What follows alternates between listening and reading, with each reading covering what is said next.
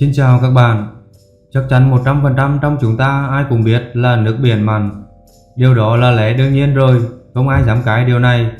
Nhưng điều thú vị ở đây là có bao giờ bạn tự thắc mắc tại sao nước biển lại mặn chưa? Nghe thì có vẻ đơn giản, nhưng mình chắc sẽ có rất nhiều người chưa biết đáp án cho câu hỏi này. Vậy thì tại sao nước biển lại mặn như vậy? Muối ở đâu ra mà lắm thế? Hãy cùng mình tìm hiểu trong video này để có câu trả lời các bạn nhé.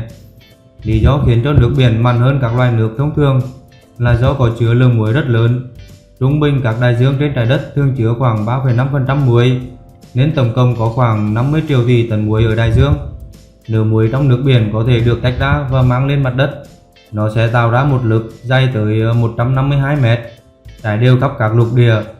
Chiều cao này tương đương với một tòa nhà là 40 tầng hiện nay, nghĩa là cứ 1 lít nước biển chứa 35 gram muối hòa tan, trong khi 1 lít nước ngọt chỉ có 0,5 gram.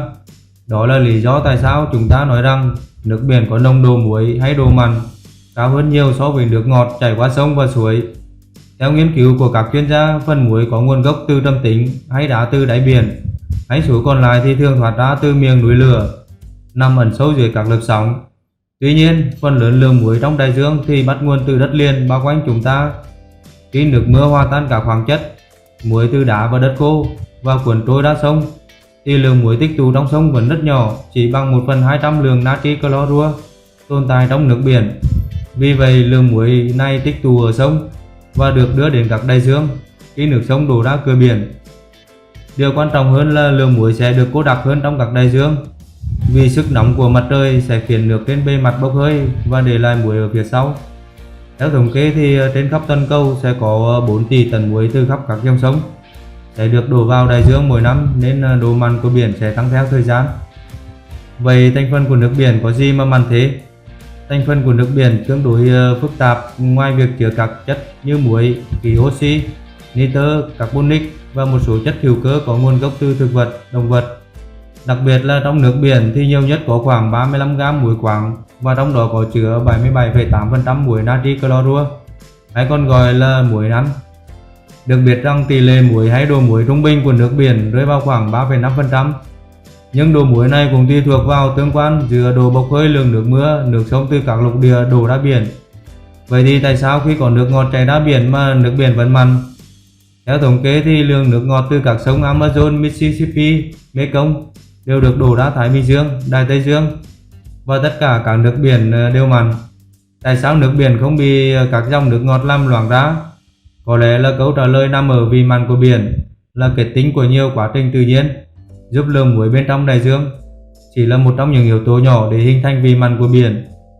Từ thuở sơ khai, biển cổ đại chỉ chứa một lượng muối rất nhỏ và nước biển không đạt được độ mặn như ngày nay, cho đến khi những cơn mưa xối xả đổ xuống trái đất vào hàng triệu năm trước, giúp phá vỡ các lớp địa chất và vận chuyển các loại khoáng sản ra biển.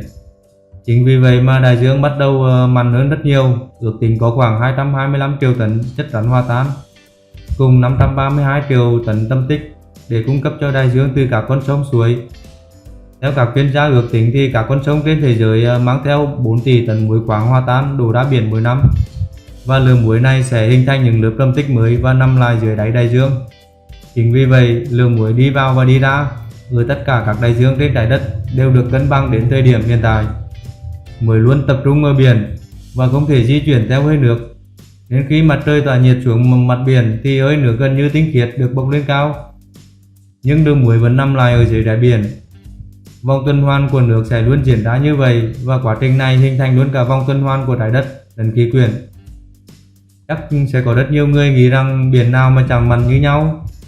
Điều đó là không đúng đâu nhé. Lý do là nó phụ thuộc các yếu tố như mức độ băng tan, lượng nước chảy từ sông suối, mức độ bay hơi, lượng mưa, tuyết rơi, gió, chuyển động của sóng và chuyển động của các dòng hải lưu. Ở các vùng cực, nước biển không mặn bằng ở những nơi khác, bởi vì tại đây băng tan hàng năm làm loãng nước biển. Trong khi ở các vùng nhiệt đới quanh xích đạo, lượng nhiệt nóng khiến lượng hơi nước bốc lên gấp nhiều lần ở nơi khác. Điều này khiến nước biển ở đây mặn hơn. Vậy tại sao cá sống ở dưới biển mà thịt của chúng lại không mặn? Các nghiên cứu chỉ ra rằng loài cá sống trong nước biển có thể phân thành hai loài lớn, loài cá xương cứng và loài cá xương mềm. Trong máng của loài cá xương cứng có một loài tế bào có tác dụng rất đặc biệt, gọi là tế bào tiết ra muối. Tế bào này có thể tiết ra thành phần muối, chúng có thể thu hút thành phần muối ở trong máu. Sau khi cô đặc, chúng tiết muối ra ngoài cơ thể cùng với dịch nhớt. Vì các tế bào tiết ra muối này làm việc với hiệu suất cao, cho nên cơ thể cá luôn giữ được thành phần muối thấp. Việc các loài cá xương mềm trong nước biển giữ cơ thể có thành phần muối thấp thì là cả một khả năng. Trong máu của nó có chất ure nồng độ cao khiến cho nồng độ máu cao hơn nồng độ nước biển. Như vậy có thể giảm thiểu sự ngấm vào của thành phần muối. Vì vậy mà thịt cá biển vẫn luôn không bao giờ mặn. Như vậy chúng ta đã hiểu được thêm những điều thú vị về biển. Nhưng mà nếu một ngày nào đó biển không còn mặn nữa thì sao nhỉ? Cảm ơn các bạn đã xem video. Xin chào và hẹn gặp lại.